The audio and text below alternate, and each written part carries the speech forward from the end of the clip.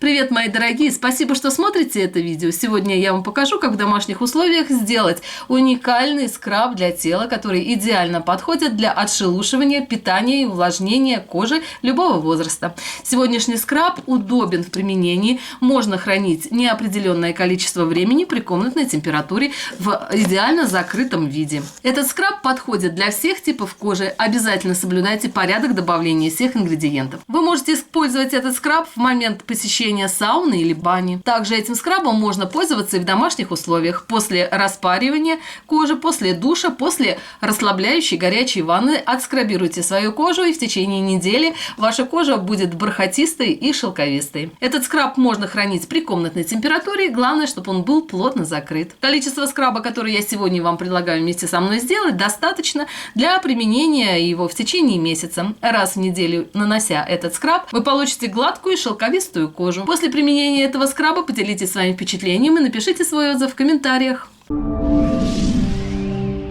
И давайте приступим. Для сегодняшнего домашнего скраба нам понадобятся простые доступные ингредиенты. Первое, что нужно сделать, это запастись баночкой пластиковой либо стеклянной, из которой вам будет удобно пользоваться этим скрабом. Лучше всего взять баночку с очень широким горлом и так, чтобы было удобно доставать этот состав, этот скраб. Первое, что нужно приготовить, это кофейную гущу. Смотрите, вы можете использовать свежую кофейную гущу, так как делаю это я. Вы можете также кофейную гущу подсушить и добавлять в сегодняшний скраб. Также вы можете кофейную гущу замораживать и по мере необходимости использовать. Не используйте кофейную гущу от сублимированного кофе, либо от быстро растворимого кофе. Лучше всего взять кофе, молотое из кофейных зерен, и этот будет состав идеально скрабировать кожу. В зависимости от вашей емкости баночки зависит и количество средств, которые вы будете в нее добавлять. Главное, соблюдайте пропорции. Для сегодняшнего скраба я беру 4 чайные ложки кофейной гущи. Кофейную гущу я беру не жалея, беру с горкой. Так как скраб я буду использовать в течение месяца, мне нужно приготовить именно вот то самое количество. Скраб этот нужно использовать как минимум 1 раз в неделю.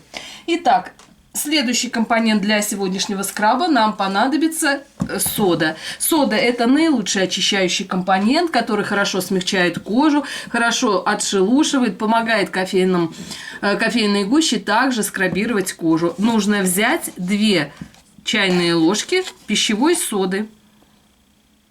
Тоже соду беру с горкой. Не перемешивая соду, нужно добавить следующий ингредиент, и это соль. Для достижения наилучшего эффекта используйте морскую соль. Если нет под рукой морской соли, вполне подойдет и обычная поваренная соль. Можно использовать йодированную соль, тоже хорошее воздействие окажет. Также возьмите 2 чайные ложки соли. Соль также возьмите без горки. Лучше всего используйте соль мелкого помола, так, чтобы в момент скрабирования соль не травмировала кожу, так как соль имеет острые кристаллики и может вполне себе поранить кожу. После того, как добавили соль, нужно тщательно смешать компоненты. Так как я использую в сегодняшнем средстве свежую кофейную гущу, она очень влажная, поэтому нужно на этом этапе тщательно смешать эти ингредиенты.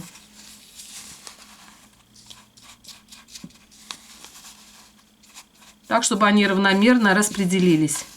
Соблюдайте не только рецептуру масок и каких-то средств, которые я показываю на своем канале, но и порядок добавления компонентов. Это также будет способствовать качественной масочке и качественному скрабу.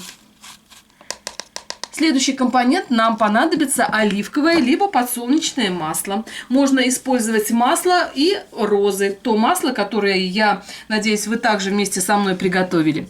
Для сегодняшнего средства я буду использовать розовое косметическое масло, которое приготовила в домашних условиях. Кто не знает, как самостоятельно сделать косметическое масло, посмотрите мой плейлист «Косметические масла». Там с помощью лепестков роз, листьев подорожника, листьев смородины, малины можно приготовить классное косметическое масло. Для сегодняшнего скраба нам понадобится 1 чайная ложка косметического масла. Масло не жалею, так как масло дает очень хороший смягчающий эффект. После того, как добавили масло, также нужно тщательно смешать все компоненты, так, чтобы масло хорошо разошлось и вошло во взаимодействие с другими ингредиентами, которые мы добавили ранее. В момент приготовления домашних масок, домашних скрабов не торопитесь, тщательно смешивайте компоненты. От этого будет зависеть качество средства, которое вы готовите в домашних условиях. Даже на этом этапе, смешивая все компоненты, я вижу, что есть небольшие скопления соды или соли, то, что вот имеет белый цвет. Все это должно быть равномерно распределено и не должно быть вот таких вот каких-то участков скопления какого-то одного ингредиента. И в последнюю очередь нужно добавить в сегодняшнее средство мед. Мед можно использовать любой. Я использую цветочный мед. Он у меня слегка затвердел, поэтому я подержала его на водяной бане. Если у вас есть аллергия на мед, то мед можно не добавлять. И так скраб получится очень хорошим. Но так как я хочу получить и дополнительное питание кожи, поэтому добавлю в сегодняшнее средство и 1 чайную ложку меда. Мед добавляю с горкой. Конечно, используйте для домашних масок, для домашнего ухода все натуральные компоненты. Вы можете использовать любой мед. Это может быть гречишный, горчишный, цветочный, липовый. Абсолютно любой мед подойдет для сегодняшнего уникального скраба. И тщательно также смешайте все компоненты, так, чтобы равномерно все распределилось и получилась однородная консистенция.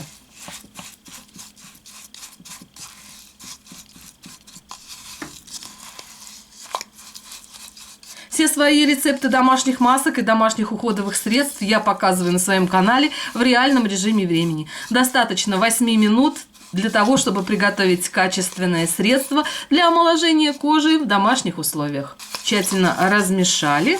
И средство готово, можно пользоваться.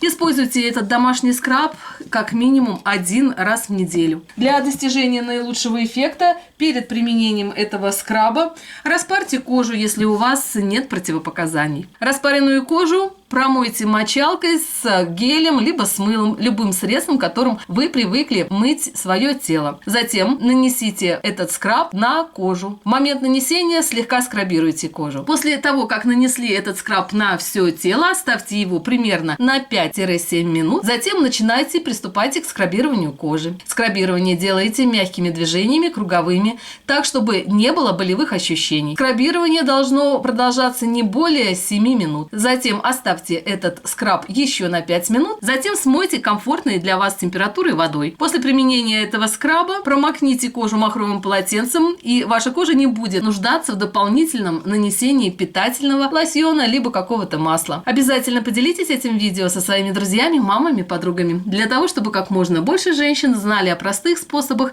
омоложения кожи лица в домашних условиях. Всех люблю, целую и обнимаю. Всем мира, добра и красоты. А с вами была Оксана. Всем всего хорошего. Пока-пока.